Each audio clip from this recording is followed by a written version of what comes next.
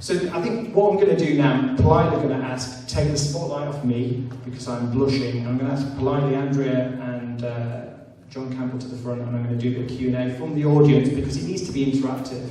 That's enough Sean time for now, or screen time, whatever you want to call it. So I'll just pull these chairs up to the front, and I'll politely ask some questions. And then we'll bring Dr. Eigel onto the stage as well after that. Yeah, good. Yes. Okay, so we're just going to do 5-10 minutes, because we're wary that Dean said we didn't get a chance to ask the guys some questions. So really, I just want to hand this baton around the audience and get asking some questions. Go easy on them, because they haven't been prepped necessarily. So let's kick it off with Charles, perhaps. Oh, I've got a question for you. So the vision for Soundwise is obviously brilliant. The question is around Gmail versus Soundbranch usage. Is that additive or replacing? So if Soundbranch didn't exist, would you expect that Gmail usage to be 5 hours during the week? And is it now half between Gmail and Soundbranch? Or was it always 2.5 hours and you've given another app to take screen time? So I think it's substituted ultimately. It's complementary is how it goes in at first. You're not going to eradicate email. I mean, some organisations have eradicated email for things such as Slack or Yammer and stuff like that. But I think over time, again, we're on this cusp of this wave with voice first. And I think as people start using voice more often, you'll see a greater use case for Soundbranch. So what's happening at the moment, we've all got Siri on our phones, but not that many people use it. What's happening is in kitchens and dining rooms around the land, the expert voice first users for Alexa are teaching the novices, and then they're saying, hey, hang on, I can do this on my phone. I'm going to start using the Google app, I'm going to use the Alexa app on my phone. So I think as that wave starts to rise, the use case for Soundbranch, when people understand it, it's a lot quicker to talk than type than with there. And obviously in places like Argentina, but also China rather, where the typography is more complicated, voice first is more prevalent already. So right here, right now, is it going to replace email? Absolutely not. Over time, could it impede on that? Yes. How many emails do I get a day? 400. Is it a drain? Yes, it is. And there's this statistic which is really scary, which is 40% of the working week is spent on email, so we actually don't start work till Wednesday. And then if you compare ourselves against the French, who finish work at halfway through Thursday, it takes us for Friday to catch up. We've only got a day and a half to do some work. So, I think over time, voice first is going to come. Is it there now? No, because look at the size of this audience. There's 2,500 over in New Jersey, ConverCon there's 150, but it's still quite a niche area. Right, so I'll hand it back to somebody else now to ask another question. Do you want to ask a question? I don't have a question. If you would like to ask a question, right. Go Dean and then we'll zigzagging. Should we be talking about voice first or AI first?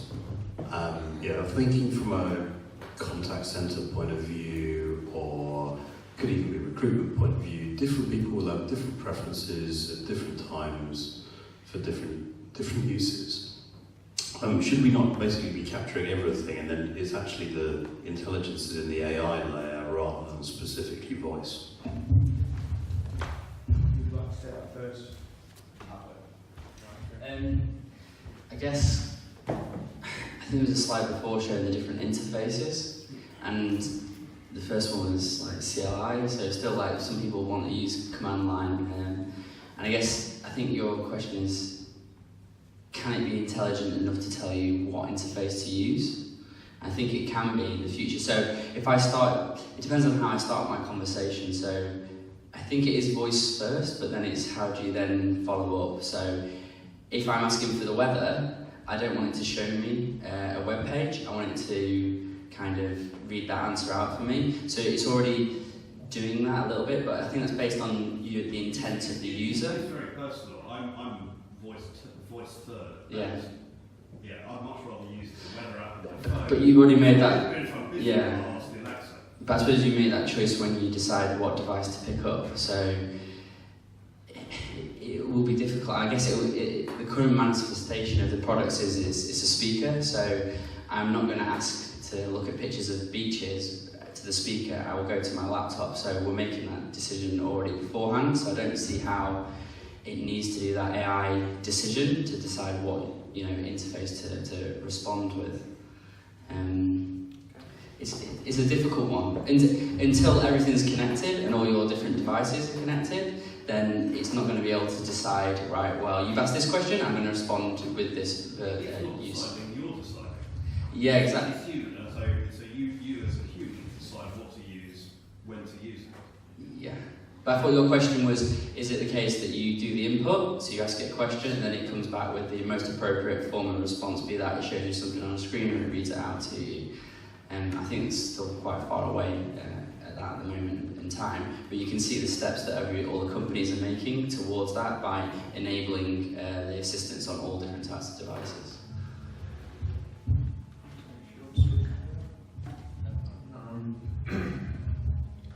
So your point about AI first, I think, is not mutually exclusive to voice first.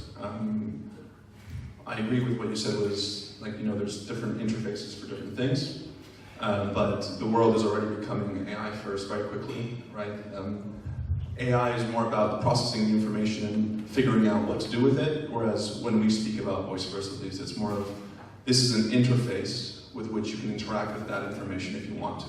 So AI first is how that information gets processed, whereas the voice first is what interface you use to interact with that information, in my view. So things are becoming AI first, but whether that AI will then be used for interfaces, that's something else. Just before we go around the room, I mean, if you look at Skyscanner wants to book your plane before you know that you need to book the plane, and that's AI in some respect. But if I just come over here for more questions, my question is about the different devices on the market right now. So, are we going to see a future which is similar to games consoles, where you have a split between PlayStation and Microsoft Xbox, where they share the same games, but there are some exclusives? Will we see the same thing happening with the Amazon Echo versus the Google Home versus any other kind of hardware that comes out? And how do we choose what's the best one to focus on? I'll go on that. So I think a good example of that is I've got Google in my living room and I've got Alexa in the kitchen, and I always say the wrong wake words, the wrong product. And I think we were at, me and Charles were at, and maybe some others were at an event where Smartly.ai, who are a French company, they're trying to get these guys all in a room to kind of say, well, we've got this future where we've got different assistants on different devices, can we not just all put, you know, have one device, and that device then can enable any of the assistants? So I think that would be a nice thing to have in the future, but obviously Amazon and Google want to control the hardware, they're going to want to control the assistant. But there's already Cortana and Alexa, you can kind of enable on each one. Or the other view is that, and one of the reasons for this problem is that Alexa does things better than Google and vice versa. Or also, I've got IKEA smart lights, they don't work on the Google Assistant, so I can't control my lights via the Assistant, which is a nightmare. But you can use them via Alexa, so in the future if they can port from one to another, it'd be brilliant, but they'd have to all get into a room to discuss standard protocols. I think it's Tim Berners-Lee has been launching a new product recently, and he's been speaking about that with a new assistant called Charlie. Unlucky, named after that, Charles. And his view is that it's kind of one interface, and then you decide what you can access. I don't think you mentioned, I was at a talk and you mentioned similar how you would like something like that in the future. I mean, of course, you know, everyone is good at doing different things, right? And I think a good first step was Microsoft announcing and Amazon announcing that you could access Cortana through Alexa, and Alexa could access, and Cortana could access Alexa through Cortana. Hopefully we'll see more of that. we'll just take a last question because Dr. Heigel's ready to go and we're running slightly over. So if we just do the last question to John and Andrea, that'd be good. And then there will be more question panels later, so. It's Andrea actually. Just a quick one. Obviously, financial services is heavily regulated. Talking about Alexa business, I know that wasn't exactly your bag, but have you had any adoption from companies in financial services? Because I'm guessing if I started putting sort of Alexa devices in the centre of meeting rooms and boardrooms, they're going to be quite apprehensive about the is it listening 24/7 sort of scenario. Well, how do you see that, I guess? So I think Capital One is already using Alexa for Business in the US. Given that it's not launched here, it's a bit of we'll see what happens. In regards to skills, again, In regards to skills, that side of the market is currently very delicate. So we currently, don't allow anyone to just make a financial skill. So it has to be very much, let's say, curated. But we are working on ways to make all of the things that cause these concerns go away. For example, we announced speaker profiles, where your voice will be part of your authentication. So if you speak to Alexa, Alexa will recognize that you are the owner of the account versus someone else. So if your friend tries to, withdraw or send £500 from your account to his account, it'll be, oh, you're not the owner. So I think the technology needs to catch up for some use cases, but it's just a matter of time, I think.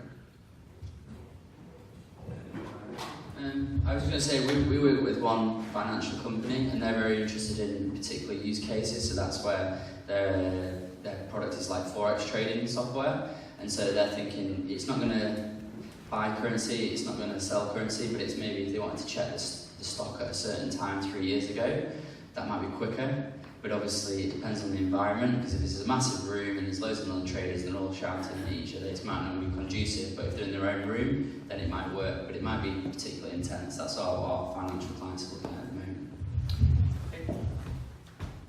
All right, round of applause, please, thank you.